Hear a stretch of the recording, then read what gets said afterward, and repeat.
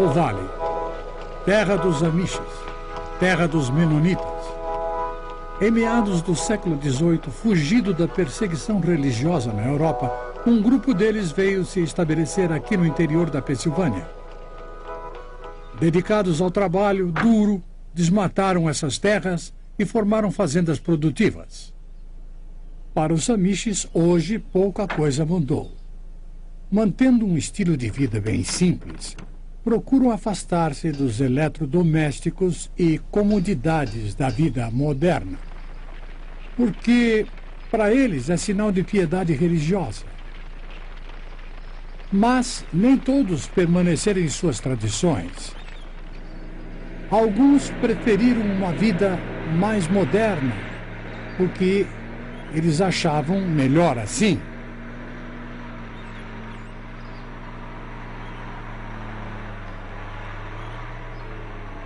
Vejam bem, o nome desse homem é João Cross. Ele é coordenador de um dos ministérios da missão, Novas Tribos. Uma organização que trabalha quase que exclusivamente com povos tribais em vários países do mundo. Você talvez pergunte, João, o que está fazendo aí, no centro da Pensilvânia? O que é que isso tem a ver com a evangelização das tribos? Bem, eu quero dar a você a base do nosso trabalho, contando uma história que começou aqui, bem aqui neste vale. Um dos filhos desta terra é Marcos Zuck. Há 10 gerações, em 1742, a família Zuck emigrou da Suíça para cá e tem vivido aqui desde aquela época. Mas Marcos não ficou. Depois de ouvir um desafio missionário, ele e sua esposa decidiram que também seriam missionários. Então foram a uma agência missionária para uma entrevista.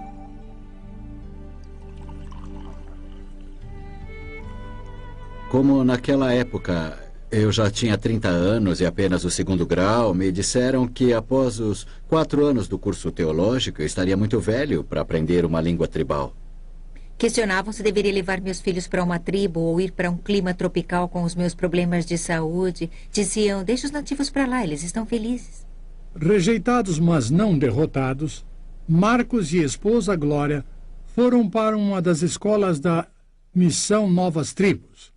Ali receberam um preparo especializado em evangelização transcultural. Assim que terminaram o treinamento, foram enviados pela sua igreja local até um campo missionário.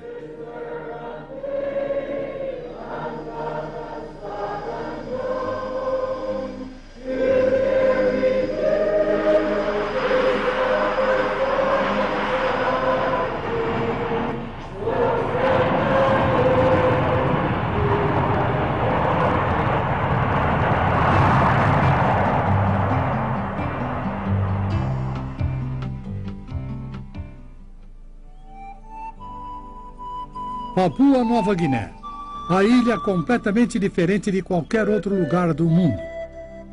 A terra onde o tempo é esquecido. Isolada, é um cantinho maravilhoso da criação. Do clima ameno e fresco encontrado nas montanhas ao calor úmido e tropical das terras baixas dos manguezais. Com recifes de corais incríveis e praias desertas luxuriantes, é de se admirar que ela não tenha se tornado ainda a maior atração turística do mundo. Localizados numa das ilhas da Nova Guiné, os Mokes têm vivido e morrido por séculos. E é esse povo que se tornou parte importante da vida de Marcos e Glória. Com frequência, a nossa ideia do que está envolvido num trabalho missionário dessa natureza não é correta. Você não começa a pregar a palavra no primeiro dia, quando você chega na aldeia. Se você fizer isso, vai causar problemas e provavelmente será o último a tomar conhecimento deles.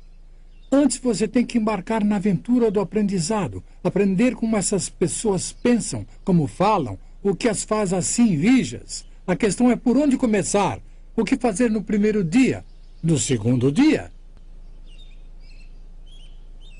Quando você chega numa aldeia, as coisas que aprende primeiro são as mais óbvias. Onde eles moram, o que eles comem e como preparam a comida. E, é claro, de onde obtêm os seus alimentos.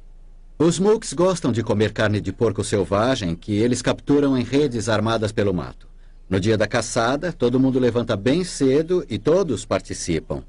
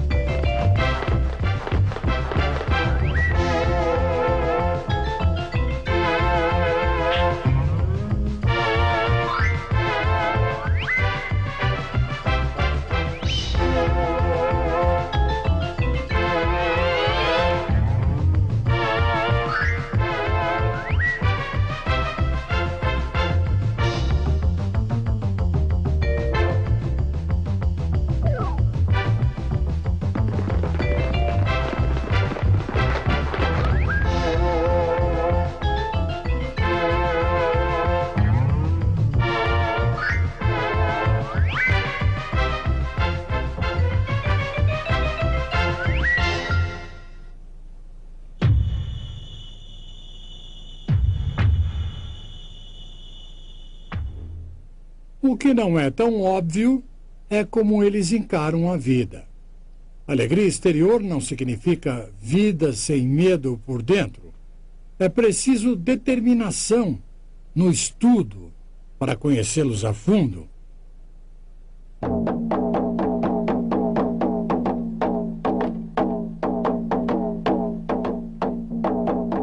E, com frequência, os fatos descobertos não são assim os mais agradáveis.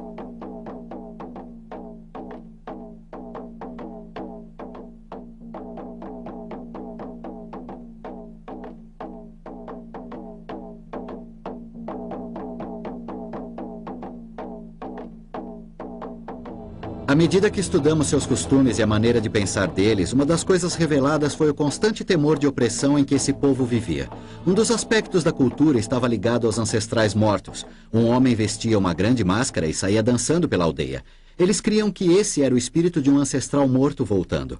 Os homens nos contaram que as mulheres não sabiam que eram eles que vestiam a máscara. Eles guardavam a máscara escondida num lugar reservado exclusivamente para os homens. Eles nos explicaram o seguinte: se uma mulher visse a máscara ou se ela descobrisse que se tratava de um homem que a vestia, não um espírito, o castigo para aquela mulher era a pena de morte. Quando eu era um menino, minha mãe descobriu o segredo e viu a máscara. Conforme o nosso costume, meu pai, um homem severo, ordenou que minha mãe fosse morta quando ele morresse. Assim que ele faleceu, mostraram a máscara para minha mãe e os 2 irmãos dela a levaram para o mato. Eles não queriam fazer aquilo, mas nas nossas crenças nos obrigavam. Eles passaram uma corda de casca de árvore em volta do pescoço dela. Eu era bem novo, mas eu me lembro bem. Minha mãe era jovem e eu a amava. Minha mãe foi morta porque ela viu a máscara. Nós vivíamos aterrorizados. Time goes by, the day, the night, and they don't know. Children cry, men live, they die, and they have no hope. So many people just existing. Are we really listening to the tears and the fears of the unknown? Oh, killing to live and living to kill, yet dying in their sin. Their faiths are strong, but they're all wrong. Their gods just can't win. They tremble at the thought of them. The sun, the moon, the birds, the spirits. Oh, how can it be that they just don't know? He is willing that none should perish. He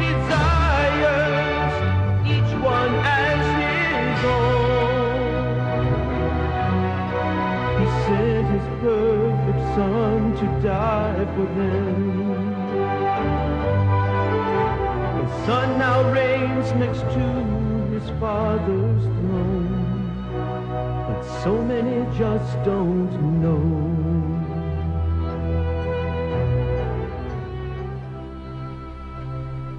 O dia finalmente chega quando você conhece bem a língua e sabe o que eles pensam, podendo iniciar a pregação da palavra de Deus.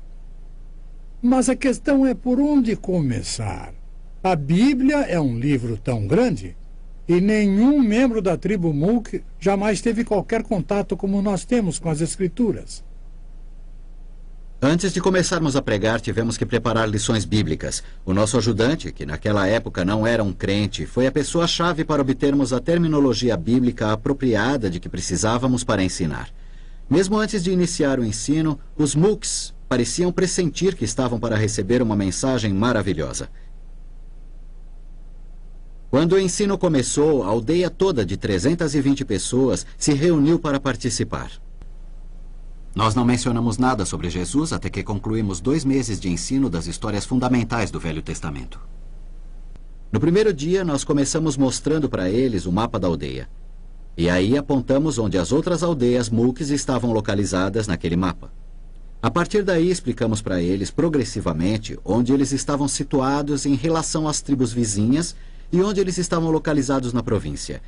E a posição da província no país da Papua Nova Guiné e onde a Nova Guiné estava em relação à Austrália, Japão, Estados Unidos e Israel. Depois expliquei para eles como a Bíblia, a palavra de Deus, a fala de Deus, veio há muitos anos atrás de Israel, à Europa e para o mundo, e agora estava chegando também para eles.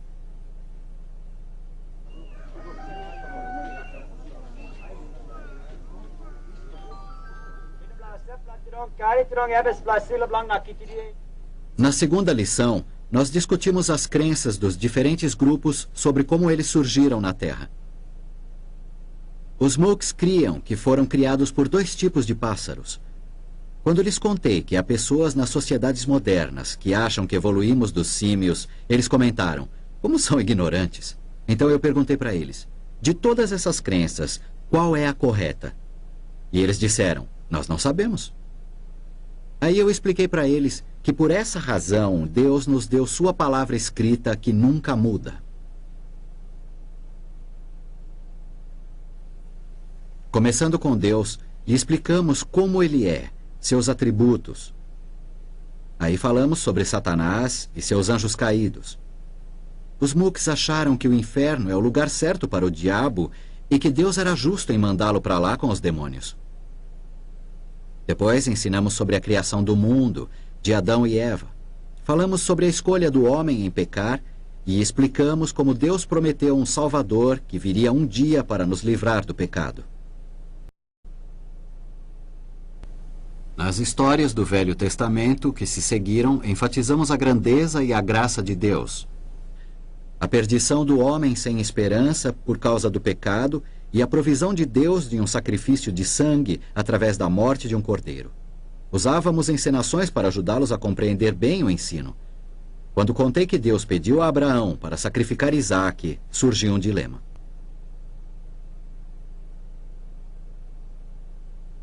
Abraão, obviamente, era um homem piedoso, de forma que ele deve obedecer a Deus.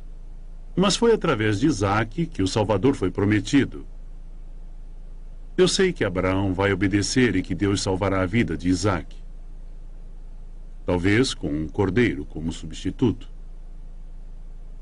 Antes de terminar a história, 4 homens vieram individualmente me sugerir que Abraão obedeceria a Deus e que ele interviria salvando a vida de Isaque, providenciando um cordeiro como seu substituto. Eles desenvolveram uma reverência sincera para com Deus e temiam que pudessem ser destruídos por causa dos seus pecados. Eles disseram, nós somos exatamente como aquelas pessoas de Sodoma e Gomorra. Por 2 meses nós ensinamos lições chaves do Velho Testamento cronologicamente antes de apresentarmos Jesus como Salvador, nascido como uma criança neste mundo. Ao estudarmos a vida de Jesus, os Mooks se tornaram grandes admiradores do Senhor. Jesus se tornou o herói da tribo. Eles o amavam e o veneravam. O povo da aldeia nunca perdeu uma lição durante as semanas que Marcos ensinou, de segunda a sexta, 2 vezes por dia. Os doentes eram trazidos em macas para os estudos. Quando uma gestante estava perto para dar à luz, eles arrumavam um jeito para que ela pudesse ficar pertinho o suficiente para ouvir as histórias. Um neném nasceu durante uma das reuniões e o ensino prosseguiu.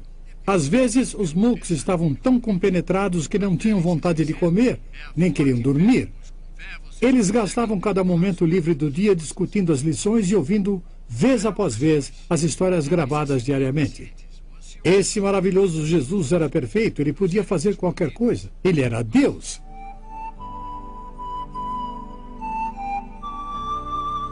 O dia, enfim, chegou quando foi contada a história da traição de Jesus por Judas e o seu julgamento diante de Pôncio Pilatos. O povo ficou revoltado com Judas traindo o Salvador, mas eles criam que, de alguma forma, Jesus iria se livrar. Essa foi a última história que nós lhes contamos, antes da apresentação do Evangelho. No fim dela, nós dissemos para eles: amanhã nós terminaremos nosso ensino. Na manhã seguinte, a aldeia toda estava reunida antes do nascer do sol. E eu comecei apresentando Jesus diante de Pilatos. As pessoas estavam muito sérias. Quando viram na representação Jesus sendo cuspido, açoitado e colocado na cruz, eles ficaram simplesmente atônitos e abalados. Não podiam acreditar no que estavam vendo.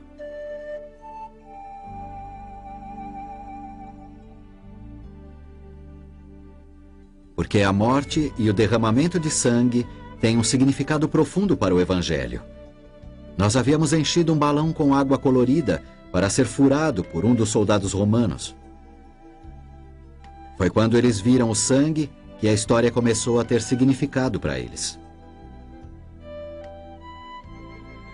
Nossa exposição e apresentação da ressurreição de Jesus foi simples, mas poderosa para eles. O Salvador estava vivo.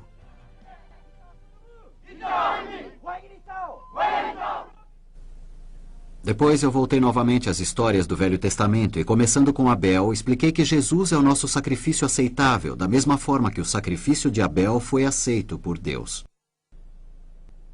Quando eu finalmente cheguei na história de Abraão e Isaque, eu disse para eles: escutem, assim como o cordeiro foi o substituto para Isaque, a morte de Cristo e o seu sangue derramado são o substituto para vocês. Nesse ponto, a luz verdadeiramente raiou. Eu podia ver e ouvir por toda a multidão a reação positiva deles para com a mensagem. Eu creio, eu creio, eu creio. Coloquei-me no meio deles e perguntei o que eles achavam. E de todos os lados surgiram respostas como essa.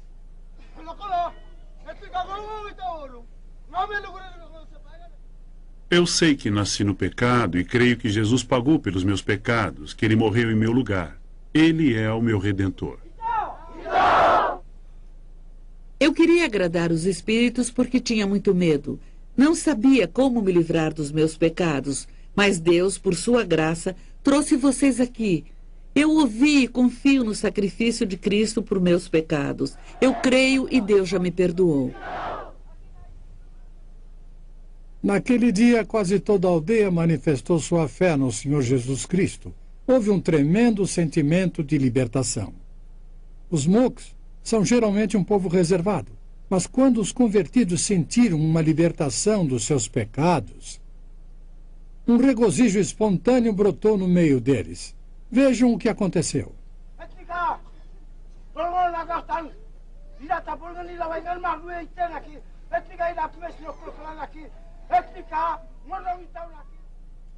Esse homem está testemunhando que ele também crê que Jesus Cristo pagou pelos seus pecados. Vital quer dizer é verdade, verdadeiramente verdade.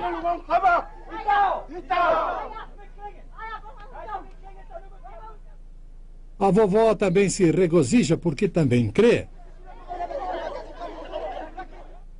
Muitos outros deram seus testemunhos de que creem que Jesus Cristo levou os seus pecados sobre si. Marcos diz que se eles creem, então a palavra de Deus diz que os seus pecados estão perdoados. E tal, é verdade.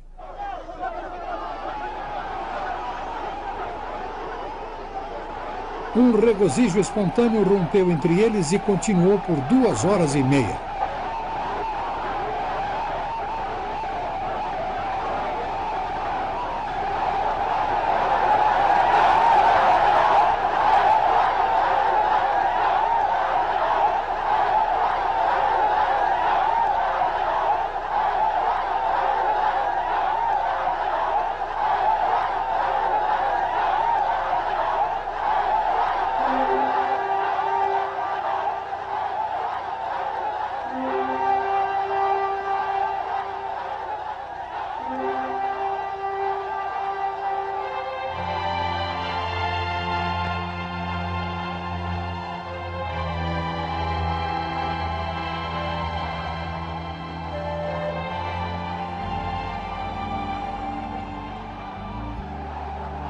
Senhor Zuck, nós consideramos o seu interesse em nossa agência missionária, mas sentimos muito que vocês não sejam adequados para o campo. São muito velhos. Glória, não se aflija por causa desse povo. Considere sua saúde e as suas crianças. Marcos e Glória, como igreja, nós vamos ficar na retaguarda de vocês. Nós vamos orar por vocês e sustentá-los. Ide, em nome do Senhor.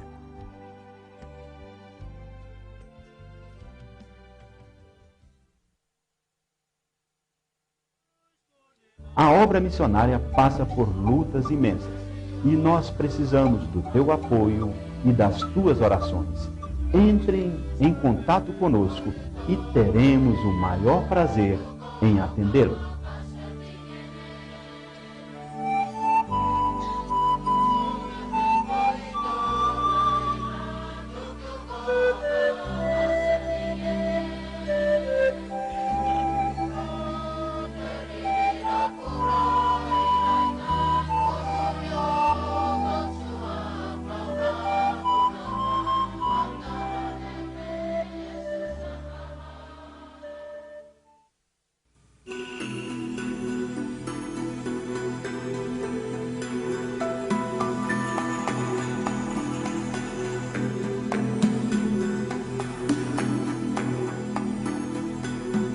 Imaginamos que o seu coração foi tocado com o documentário que acaba de assistir.